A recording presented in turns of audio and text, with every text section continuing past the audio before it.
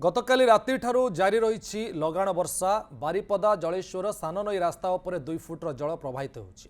बारिपदा जलेश्वर मुख्य रास्तार चित्रड़ा बंध उपर 3 फुट्र जल प्रवाहित होता बेले यातायात बाधा सृष्टि होछि। अपरपक्षे नदीर जलस्तर वृद्धि पाउथिबा जोगु रासगोविंदपुर ब्लॉक लोके भयभीत अवस्था रहिछन्ति। गत राति ठारू वर्तमान पर्यंत मोरडारे 74 मिलीमीटर, सुलियापदा ब्लॉक रे 70 मिलीमीटर, रासगोविंदपुर ब्लॉक रे 72 मिलीमीटर वर्षा रेकर्ड होछि।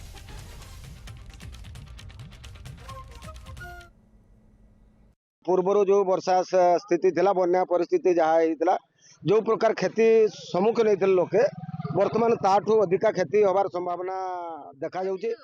ए लगाण वर्षा कालीठू सान नदीर मुख्य रास्ता बारिपदा अमरदा मुख्य रास्ता या ऊपर 3 फुट पानी चली। बन्या तो नथिला छाड़ी जाइथिला किंतु से गतकाली पाख जो लगाण वर्षा लागि जबारु सारमळार एई जगह माने बन्या अछि आ सेटू जमिरा पाखरे अछि। पानी एबे सकाळू 7टा पाखरु जीवास होउछि, लोक जीवास करि परनाथि, पानी बढ़ुछि धीरे धीरे जणा पडुछि।